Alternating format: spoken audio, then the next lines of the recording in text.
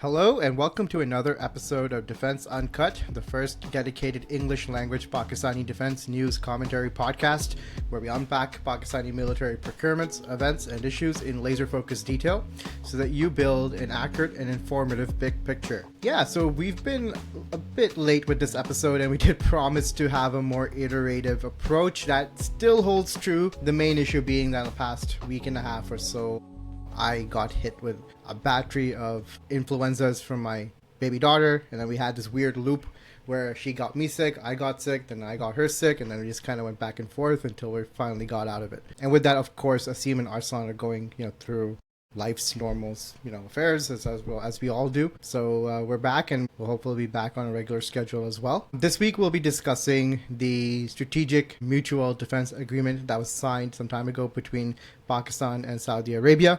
And in extension to that, the apparent thaw in U.S.-Pakistani relations overall. I have with me Aseem al-Islam from the U.S. to help unpack both of these events and to build a bit of a bit of an understanding of where and how this could impact Pakistan from a defense perspective. We don't typically delve into geopolitics. It's not something we would normally go into. However, we do think we can touch upon some aspects of these two events and how they relate back to the core thing that we discussed, which is Pakistani military procurements and the technical sides of those discussions, and see how things can maybe develop from there. So without further ado, how's it going, Aseem? Good. So let's just jump straight into the main story for now. And just to preface this, we won't have user questions for this episode.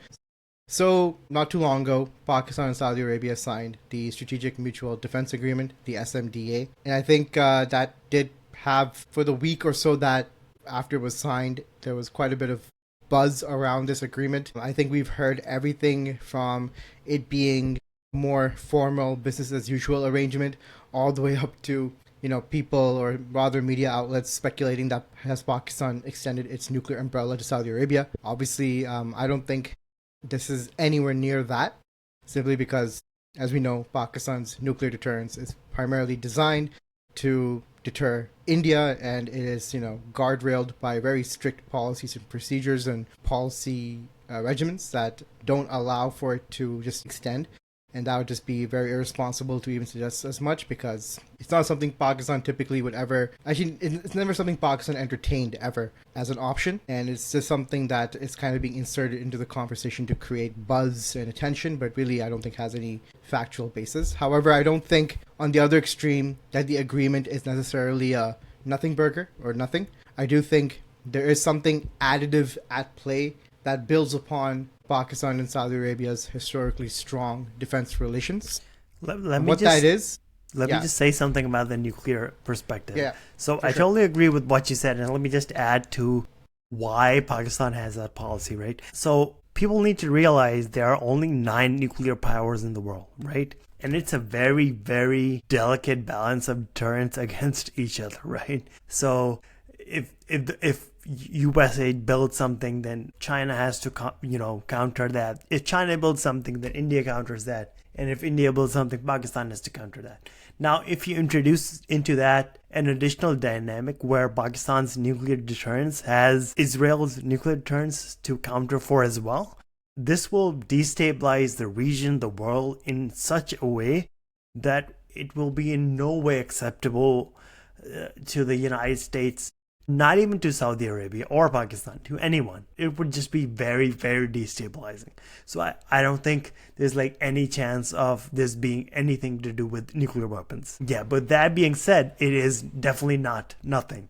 But yeah. I absolutely agree. And I think one key detail you brought up is the role of the US. Both Mohammed bin Salman and the current Pakistani leadership, whether you're referring to Field Marshal Aseem or Prime Minister Shehbaz Sharif, all three of these people have relations with the White House. I think that's now been long established. They are in very close cahoots with the White House, in that they are in close contact with Trump and his closest advisors. So I think anything in relation to this agreement, regardless of when it was being negotiated, regardless of why it was suddenly signed, and we'll get into both of those details, I don't think whatever's in this agreement, I don't think it was signed without, at the bare minimum, the knowledge of the United States. However, I would argue that it might have been actually signed at the recommendation of the United States for different reasons that we will discuss later on. So with that, if we have that foundational, first principle in play, then there's no way that a nuclear option was ever entertained in this agreement at any point,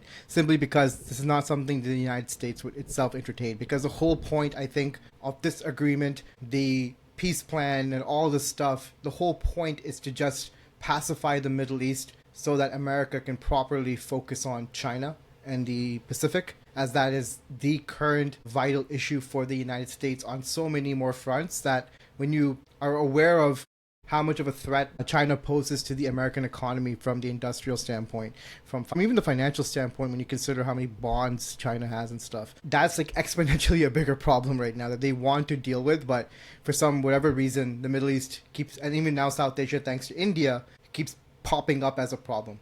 What do you think, Aseem? Yeah, definitely. So we're going to go into detail on this as well. But we need, as you said, we need to keep in mind that Saudi Arabia is not going to do something that will antagonize the US. And on one hand, we're seeing Pakistan getting really chummy with the US. And why would it just immediately do something that was antagonizing the US? So this is definitely on the behest of the US. And let's just do a quick history recap. So for all, maybe not all of our readers might be familiar with the extent of Pakistani defense ties. So these defense relations go back historically, right to, I would say, like, there were initial ingredients of it as early as the 1950s and 60s. We don't have a lot of documentation as to what those relations were like at that time, because we're talking about really, really, really early history for both modern nation states. However, from the 70s onwards, it did kick up very noticeably, to the extent that by the 1980s, Saudi Arabia was, broadly known for transferring, financial military aid to Pakistan, obviously getting tied into the whole thing with the Mujahideen in Afghanistan alongside the CIA and all that stuff. And then obviously through the 90s, providing Pakistan with deferred or subsidized oil so that it can sort of weather the storm from the resulting sanctions that happened after the nuclear tests. So that relationship it's already, at least historically speaking, it always had substantive elements to it that you could argue did have an effect in South Asia in some limited ways, primarily in terms of ensuring that, the Pakistani military had some sort of resources that it could leverage to acquire modern arms at certain points, or to, weather out sanction storms and that kind of stuff. And then in return for that support, Pakistan would basically, historically provide either training to the Saudi forces at a large scale, or straight up augment the Saudi military with troops on the ground at various points. So there have been reports, for example, or accounts, if you read like Shuja Nawaz's book, Cross Swords, like in, Pakistani manned formations operating within Saudi Arabia, like a brigade level, I believe, with Pakistani commanders involved at certain levels in Saudi operations. Pakistani officers and maintenance people involved with the, logistics and support line of some of the equipment. However, one thing is interesting, and if you actually recommend, I know this might be a bit contentious, but if you actually like go back, read through Aisha Siddiqa's, she's another historian and analyst, maybe not a friendly one as far as the Pakistani, defense world is concerned, but she, to her credit, has done a lot of research work. And on this one matter, I do think there's a bit of credibility in what she's saying, is that if you notice that in the 50s, 60s, 70s, there's been like this high correlation between Pakistan's presence in the Middle East, so the Gulf especially, and the extent of British influence in the region. And that correlative trend, like the upward trend of Pakistan's security support to the Gulf, would increase at a time where Britain cannot directly guarantee the security of its protectorates and its allies in the regions. This especially happened, from the time of the Suez Crisis onwards, that whenever the Gulf states would look for some resource of having that security guarantee or some sort of augmentative support in their military structures, they would call on Pakistan. But it would be a time when the British influence within those regions is relatively high, and it's not something you can prove. This is an analysis. Feel free to disagree, right? It's not like an objective fact. It's rather someone's perception of how they perceive the reality. But I lived in the Gulf both in the 90s and then early 2000s. I can at least say that in the 90s, when the British influence was there in Qatar, it was straight up. Like, we would actually, every week, my family would literally go to like the British Embassy because that had like the only English language library for a while. And it was constant like influence there. And that was at a time where I remember there was a whole Pakistani community from the, a whole Pakistani military community in Qatar at that time. My father, most of his literal course mates, I'm not even joking, like most of his course mates had all transferred to Qatar at that time in different roles. And this was around the time before they inducted the Mirage 2000. They were still flying the Mirage F1, that we still even saw deputation officers come in, right? And then they're just basically like this day after that, flying those planes, and also the Alpha jets. And what happened was, and this was less noticeable in Qatar, but more noticeable in the UAE and Saudi Arabia, that when America started stepping up its influence, that correlated with the decline in Pakistan's like support activity in the Middle East, to the point that by the time you hit the the 2010s, Pakistan's presence was not that noticeable anymore in the military and stuff. Mostly it was pretty much American contractors everywhere. And what I find interesting with this agreement, especially following what happened with Qatar, it could be that America has now had its own Suez crisis moment where it's like, okay, we can't overtly guarantee security to these guys anymore. So just pretty much recommended them go and talk to Pakistan, Turkey, or Egypt or something. Yeah, so I definitely agree with that. So, I mean, it is obvious to anyone who is looking at the things that are going on that the US wants to really disengage from the Middle East. Now, it might appear like this is a policy of, just the Donald Trump government, but I don't think it's just like a policy of the government. I think it's the policy of the United States, because if they can disengage from the Middle East, they can more effectively deal with China. And that's what they want to deal with, right? And as you said, they don't even want to deal with South Asia. So they want India to focus on China. They want Pakistan to focus on the Middle East so they can disengage from the Middle East. And there are many things that we can, look at, which will tell us that this is exactly what this agreement is about. And this is exactly motivation behind this agreement, right? So I don't know if people saw this, but Trump basically tweeted in favor of this agreement and said Pakistan was very lucky to get a lot of money and all that stuff. So he basically said he gave his thumbs up to this deal. Like we said, Pakistan and Saudi Arabia would not do anything to antagonize the US. So it's basically that the US has limited bandwidth at this point, and they would like to disengage from the Middle East. And I certainly believe, the Gaza plan that they've, come up with is another, consequence of that motivation. I agree. And I think it's very important to preface here that this agreement is like, it has to work in tandem with the American, led Gaza plan. Like, this is not an agreement designed for Pakistan to go and confront Israel. That's not happening here.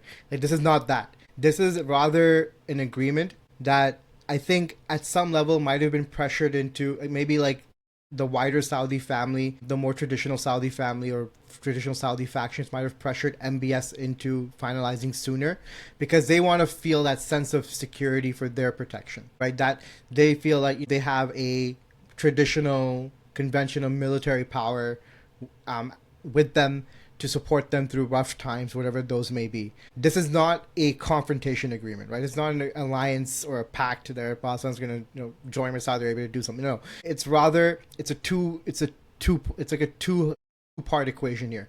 One part is that the Gaza agreement, at least from the American standpoint, has to get through so that entire thing stops, and it stops destabilizing the region. And on the other hand, countries like Saudi Arabia and potentially some of the other Gulf powers can feel like they have a security supporter to help them when potentially things can get rough. Historically, what that rough thing means could be very nebulous. Even Britain didn't really define it at a time when it had influence in the Gulf, when those Gulf countries were like kind of transitioning from being protectorates to the countries that they are now. But if you lived in places like Qatar, I mean, maybe it's less obvious in Saudi Arabia because it has like a big native population, but if you lived in a place like Qatar, Kuwait, maybe to an extent the UAE, but that has its own dynamics now, Oman, Bahrain, you would feel that the local citizenry and the local power, like the local elites and stuff, and the local government, the local rulers and what have you, they know that when it comes to their own means of what they have within their own disposal, that it's not enough. They need like some sort of external supporter to help back them up. whatever that situation might be. It's more of like it's in a very elaborate way. It's like you procuring another weapon system to establish that you have a capability, right? So in this sense, Saudi Arabia is saying, look, we have a real military power, a regional power in its own right. Like if you take Pakistan, when you compare it to India, then yeah, there's a big difference. But if you just take Pakistan independently as for what it is, it's a regional power in its own right, right? And that's what Saudi Arabia was, or rather this agreement is, that's the kind of sense that this agreement is giving to the traditional Saudi leadership. Is like, hey, we have that guarantor, we have that resource that we can call upon when things get tight. And now the thing is, that has always been there historically to some level. And the question is now is, why did they need to formalize an agreement, right? And I think that is the interesting question. There are two sides of this, right? The one side is obviously, I think the agreement, having an actual physical agreement on paper makes the Saudis feel better about it. That it's not just wink, wink, nudge, nudge. It's actually, there's a formalized document. There might be some processes in it, some policies in it, some terms in it. We will never know that. They'll never disclose that, right?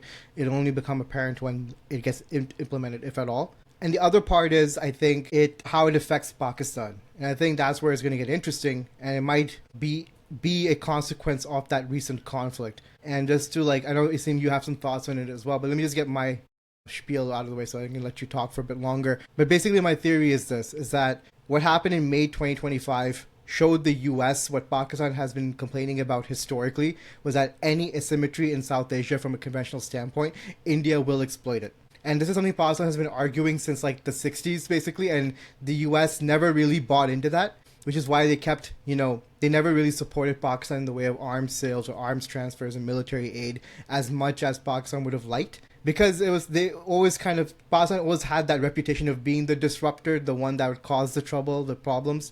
And, that reputation was, at least at a pretty noticeable level, somewhat well-deserved in some aspects. Like, it was Pakistan that engineered Operation Gibraltar, and then the whole thing with the insurgencies that happened in Kashmir through the 80s and 90s. So there was a reputation that Pakistan had. However, I think once in the post 9/11, especially when Pakistan under Musharraf did draw down those insurgencies, relatively speaking, compared to what they were in the 90s, they saw again the sense that, okay, now that Pakistan's not really engaging in that stuff anymore as much, at least, as it used to, if at all. I think if you were in Pakistan, you would actually argue that it's completely been wound down, although India will contend otherwise, and rightfully so, whatever. It's a argument, it's a disagreement that they're going to have on that. It depends on what side you're on. However, on May 2025, one fact you cannot shake was that it was India that instigated a potentially very destabilizing fight.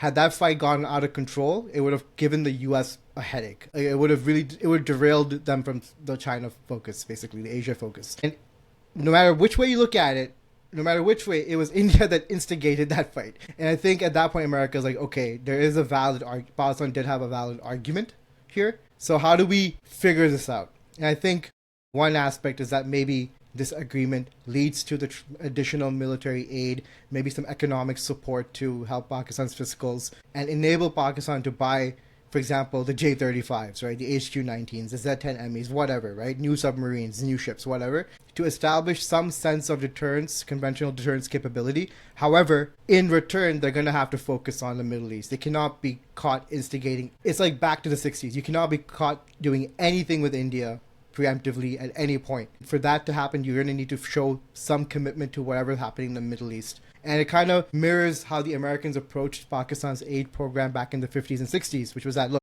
we will give you military arms. We'll give you the F-4, we're going to give you the F-8 and the RB-57s, whatever. We're going to give you that. But this is for the Soviets. This is for countering the communist threat. It's not for India. Keep that in mind. And I think it's like this might be a parallel to that. Like, what do you think, Aseem? Yeah, I agree with that totally. And let me just say one thing, right? It's fashionable to say that U.S. intelligence is really bad and CIA, bungled things and, didn't know 9/11 was coming and all that stuff, right? But they have the most extensive intelligence network on the planet. And that intelligence network feeds into the White House, right? And feeds into the establishment of the US. So if something like this happens where India instigates something and the United States basically does not back up India and in fact ends up sort of supporting Pakistan instead, that tells me that the intelligence that is being fed to the White House and to the US establishment is basically what you just said, right? That it's India that's instigating these things and causing destabilization when there's no need to, right? And that also tells me that what Pakistan was stating as a policy for many decades, right, at this point, that they are foregoing any sorts of insurgencies and all that stuff. They're basically stopping all of that. It tells me that is all actually true, right? Our Indian viewers might not agree with that, but the White House certainly agrees with that, right? So that should count for something. Absolutely. And of course, I know the temptation here is that would this lead to potentially the result of American arms transfers or sales to Pakistan. And I don't think we're there yet, if at all. I think that's a very sensitive issue in a different way, where America also still needs India, right? And I think that's another part where people are kind of overplaying.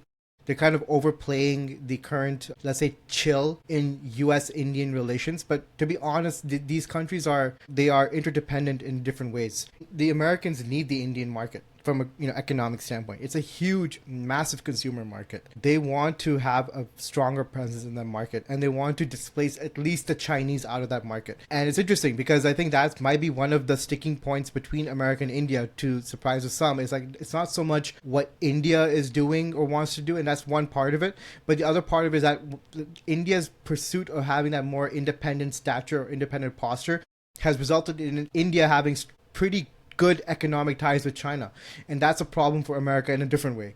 So I think the Americans also want to ensure at some level that they're not over antagonizing the Indians. So how do you kind of balance all these things and get that sweet spot? Is, well, you basically tell India that, look, yeah, Pakistan's going to have this new relationship with Saudi Arabia, the stronger relationship. Yes, it's going to get some arms transfers and stuff. Yes, it's going to be conventionally stronger. But guess what? At this point, GHQ in Pakistan might as well move to Kuwait or something, because they're not going to focus on you at all. They're going to focus on the Middle East, and that's going to be their number one priority in the long term, right? They're going to be part of the Gaza peace process, whatever, right? They're going to be there to contain whatever's happening in Yemen. Heck, they might even go and train the Syrian forces. Who knows, right? Who knows? But at the end of the day, we're taking Pakistan out of South Asia is what they're basically trying to tell India. So please stop picking fights with Pakistan and stop this and just focus on China. Yeah, you have no excuse at this point. And then from there, America wants to ensure that it has good, strong, productive ties with India. And what that looks like is still probably being ironed out. And obviously, India is a massive country, right? And you have a lot of competing domestic interests within India. And some of the domestic interests do prefer working with the East, Russia, China. I think it goes back to, in part, the non-aligned movement. There are many within India's establishment who see India as a civilizational great power, right? And they want India to play up to that level, and that's where that comes from. And so they don't want to be perceived as a lackey for any one power on one end. And on the other hand, you have obviously new commercial interests like, the Adani family and these folks who ideally would like to have stronger relations with America, right? So you have these forces and counter forces happening, and it's something that in India you have to negotiate out, right? And sometimes the negotiated settlement is never the best settlement from a technical standpoint, but it is what it is, right? So I think that's where this direction is going. But let's also kind of touch on some of the other powers involved here, Aseem. How do you think this can affect, for example, some of the other countries in the Middle East? Because I noticed you had some notes on Iran and stuff here. Yeah, so I'm thinking we should talk about the defense agreement in a little more detail. So what I want to do is just lay out some facts, right? So any analysis I'll say for later, but I'll state the facts first. So one of the first things was, I already said this, that Trump tweeted in favor of this agreement, right? The second fact is Pakistan and Saudi Arabia would not do anything to antagonize the US, right? Then there was also a meeting of Muslim leaders on the sidelines of UNGA with Trump, right? And an interesting thing to note there was that Erdogan was sitting next to Trump while everyone else was sitting on sides. I don't know if that was intentional or, but it was a fun thing to know.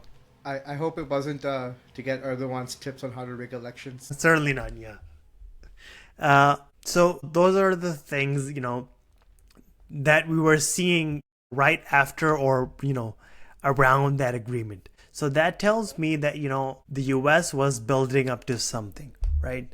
So let's think about the main actors here, which are USA, Pakistan, and Saudi Arabia, right? So what does USA get? It gets to disengage from the Middle East as much as possible, right? They contrary to popular belief, they don't want to be involved in the Middle East, right? I do realize that Israel is becoming a liability for the US, and even their establishment is realizing that. So they do want to disengage from the Middle East as much as they can, right? And this idea of a Muslim force to manage Gaza, that's been floated around for many years. And when I heard about this agreement, in a few hours, I realized that this agreement was about that, disengagement of the US and that Muslim force to manage Gaza, right? What does Pakistan get? Pakistan gets money, obviously, and oil, right? Those are the things that Pakistan really needs.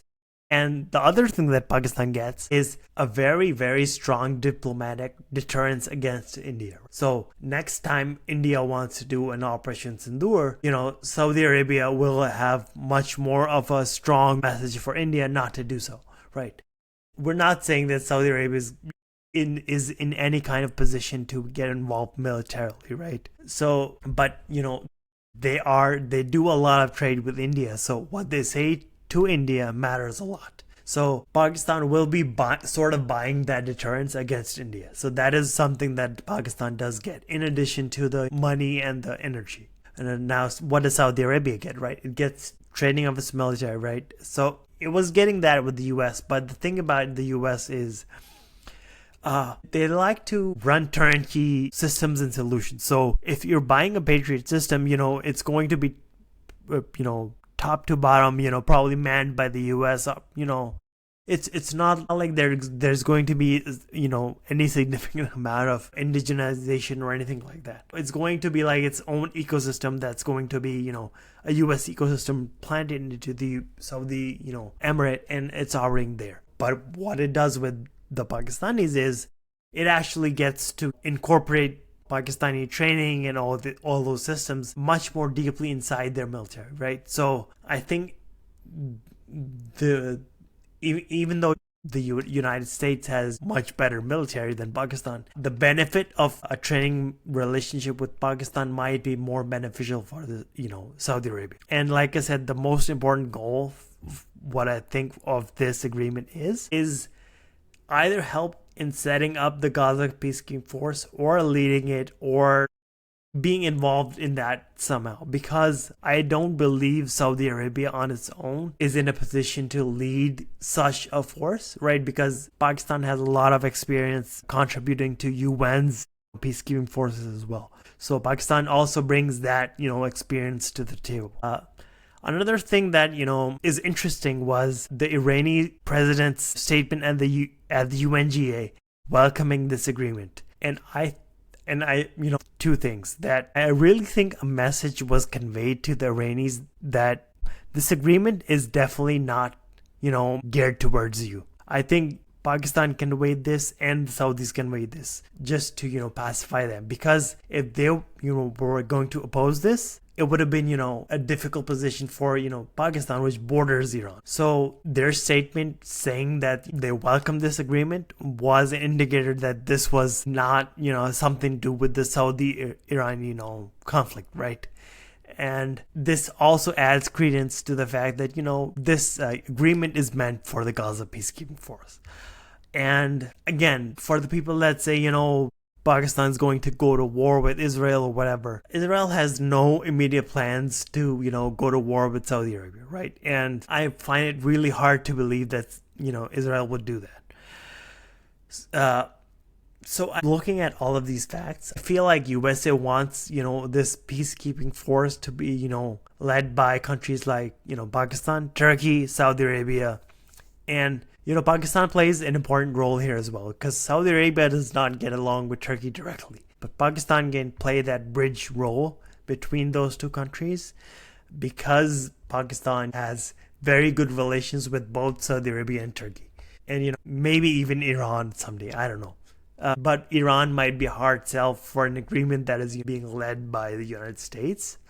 But I really feel like this is going to be like a thing led by militarily by Turkey, Pakistan, Saudi Arabia. Now, a problem with this sort of thing is that NATO works because the United States is so much more powerful than everyone else. But if there's Pakistan and Turkey in one organization or some peacekeeping force, it'll be difficult to, or it'll be something to iron out as to who will be leading this force, right? There can be only one leadership, right? So that's something that'll be a possible, a challenge in the future. Now, there will be some challenges for Pakistan, but before I go on to that, I'll stop my monologue. Yeah, I think in relation to what you're saying, I think America is playing a bit of it's a football analogy, it's a bit of a Hail Mary situation here because and the thing is, like, this is an analysis, but it just sounds like this is increasingly the actual situation itself, is that they're trying to pacify two contentious regions with one swoop, because they really, really want to disengage. And obviously, Israel is not making that easy at any level. And Israel, the reason why is that Israel is fundamentally, it is a Western power just stationed in the Middle East, right? Positioned in the Middle East. So it's going to have a very different nature of its relationship with the West is much, like, it's civilizational, right? So there's a lot of balancing that has to happen in order to maintain that. And what that results is that, countries like the US or the UK or Europe will never confront Israel directly on these issues. Rather, they need to sideline Israel through agreements in order for things to work. So that's one part, that the Gaza peace plan is that agreement to get that relationship going again, and obviously the Abraham Accords and all that kind of stuff. On the other hand, they want to get Pakistan out of South Asia. Like, literally, it's like kind of echoes Bush's Greater Middle East initiative, because if Pakistan is in South Asia, like, if its focus is on the east, then India is not going to let go, and India is not going to focus on China, and that's been proven. Right, like, imagine, like, just the amount of resources India had to expend, like BrahMos missile strikes into Pakistan. America's might be wondering, why didn't you do that on China? It's like, come on, like, seriously, like, you had all this capability and you used it on Pakistan, right? And I think that's one of the things, like, one of the issues America probably has with India at the moment is like, look, you're not in this fully. And one thing people have to keep in mind with America is that they don't negotiate. Actually, they prefer not to negotiate, but they'll never accept a deal that's not to their liking for very long. And you see that playing out in Afghanistan right now. The entire agreement with the Taliban about withdrawing, America doesn't seem to care about that right now, right? It's not just a Trump thing, it's an institutional thing. Trump just makes it obvious. And it's the same with India. It's like America does not, this might offend some of our viewers, but America does not see India at its level. It doesn't even see China at its level. There's America and everybody else, right? And everybody else has to do with what America wants them to do. So it's trying to use the Saudi agreement and then the Gaza peace plan to solve a lot of problems as cost effectively and as efficiently as possible. And it sounds like a patchwork. It sounds like there's a lot of tape being applied on things that can never be taped together or can never even be welded together, but they're being taped together anyways and told to fly. And yeah, like, whether this, and this is where it gets another important point. Given how fragile the situation is, it remains to be seen. Even we don't even know if this will pan out, whether it's the peace plan or even the Saudi-Pakistani agreement in practice. We don't know if it'll pan out because everything is so interdependent. Like, there's really no point in bringing Pakistan into the Middle East if the Gaza situation doesn't get stabilized the way America wants it to get stabilized. Otherwise, what America would be doing is basically throwing Pakistan into the mix. For what reason? Like, that's not going to stabilize the situation. It's just going to create more risks. And I think you have a couple of notes on the risks here, Aseem. Yeah, so this is going to get depressing now. So Pakistan has a history with these sorts of things, right? So this is Pakistan's thing, right? If there's a war, we try to get some sort of benefit by getting involved in that war, and then we sell ourselves and then end up doing more damage to ourselves than any benefit that ever came in terms of the money, right? We did this with the Cold War. We did it with the, American invasion of Afghanistan, right? And I feel like, this Gaza situation is going to be yet another example of this, right? So what I think Pakistan needs to do is appear to look like it's doing everything, the United States wants, but keep doing everything at a distance, right? Because let's think about it, right? What if there's some number of Pakistani troops in Gaza, right? Are they really going to be, what if Israel bombs Gaza and there are Pakistani troops that die there? Are they going to shoot back? Will they have air defense missiles? What if there's unrest inside Gaza, right? Will the Pakistani troops be ordered to fire at Gazans, right? So this can get very, very ugly, right? So I don't think Pakistan should be touching this with a 10-foot pole. But, for geopolitics, it does appear like Pakistan needs to appear to be at least doing something for this. So, yeah. So I'm just afraid that this is going to be very ugly for Pakistan. Yeah, so what should happen is that Pakistan should take a lesson from India and do what India does, basically. And essentially, say like, yeah, we in principle support peace and this and that. We understand all that, and then not get involved in anything on the ground. I think Egypt had done this in Yemen as well. And it sounds very crass because at the end of the day, folks, it's like, again, the facilities that America is building here are by nature very unstable. They're not designed for any sort of long-term peace and impact. The way I think America is approaching it is, look, they just need to pacify this region, or stabilize it rather, not pacify, stabilize it for a while, long enough so they can focus on China and do whatever they want to do with China, and then come back to it later. So there is no permanent pathway to lasting peace, no matter what people will say about any of these agreements, because this is not how America has operated in this region ever, right? It's these things kind of ebb and flow. Right now, America needs it to ebb, right? It needs to just chill out. As Trump, I think, said in regards to the Iranian-Israeli fight a few months ago, very diplomatically. But basically, he needs everybody to chill out here so that he can focus on something else. And Pakistan's decision makers need to be super aware of the finality of this and not take it for granted, and actually approach it from the standpoint of knowing that they're not going to get a good deal out of America in either situation. Right. So what they should do is, play. I don't want to say play the game because it just sounds very cliche, but rather do what needs to be done to make the actors involved feel like everything's okay. So if Saudi Arabia needs security guarantees, provide that. Go ahead. Right. If they need Pakistani troops on the ground in Saudi Arabia, okay, that's, we've done that before. Fair enough.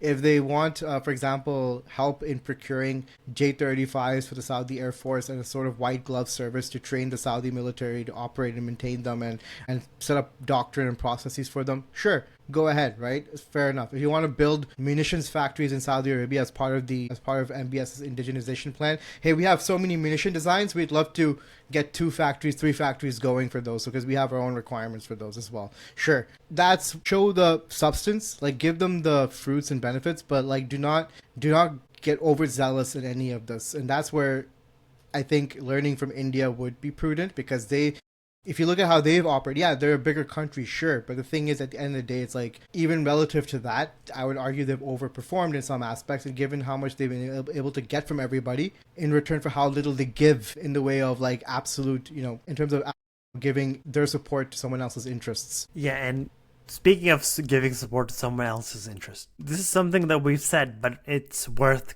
clarifying and, saying it explicitly, that USA wants to disengage from the Middle East, and it's sort of doing that at the expense of Pakistan, right? That's sort of the right way to think about it, right? Because USA is saying, we're not going to deal with Israel, we're not going to deal with the Middle East, you do it. So if Pakistan is like really, really enthusiastic about this, is going to end up picking a fight with Israel. And what if India is not convinced by the US, right? And still picks a fight with Pakistan. Now Pakistan has 2 very, very strong nuclear powers to deal with, right? So Pakistan should not be picking a fight that it does not plan to fight, right? So it should not be picking new fights.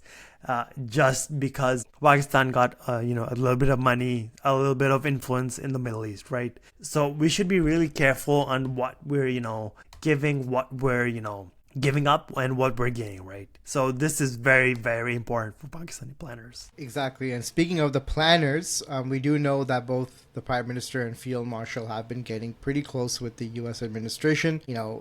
There's been Trump has given a level of, let's say, reverence and respect to the both of them that was at the start of his term very unexpected. However, I think in hindsight, when we look in hindsight, especially in relation to what happened, we keep the framing in mind of what the US wants out of the Middle East and its focus on China, it might not be totally surprising. However, I think this one surprising part is how much Pakistan's leadership is accelerating towards the United States. And there's been some, news reports of different aspects which we'll touch upon, from the minerals, from the proposal to develop Pasni Port, and so on.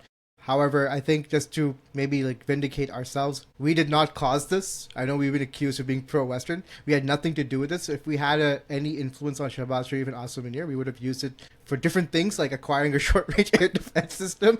So obviously we're not here. But so just to be clear, we're not supporting, and as you can see, we're quite critical of Pakistan's engagement with America from a foreign policy standpoint. As much as we might quote unquote love F-16s and American equipment, as you can see, we are drawing a very red line when it comes to supporting American interests in whether it's in South Asia or the Middle East, because that's that stuff. F-16s come and go, but this stuff lasts for many decades more than that, and at far greater levels, right? As we can see from the fallout since 9/11, that still affects Pakistan today. And this is the same thing that we say for China as well, right? Pakistan needs to look after Pakistan's interests, not the Americans, not the Chinese, not anyone else's. Pakistani interests. That's all.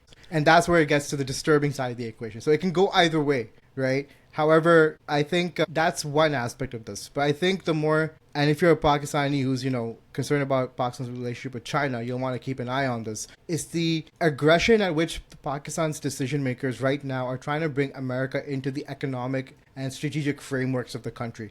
So when the whole news report about proposing a third port basically in Pasni came up, you're basically trying to integrate American planning into the infrastructure program that's already been set up with the help of the Chinese beforehand, right? And that's already a bit of a concerning step, because we know that Chinese themselves are, I don't want to say sensitive, but they do have a goal of controlling supply chains, right? Because that's their way of getting leverage against America.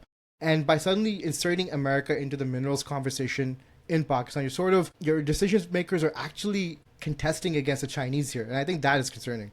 What do you think? Yeah, so maybe our planners are actually doing what they used to say. They're trying to balance and hedge USA against China and China against USA. I don't know. I'm just guessing. Yeah, but I would argue that this is not the way to do it. It's sort of you're creating conflicts for no reason, and you're putting yourself at the center of sort of organizing them.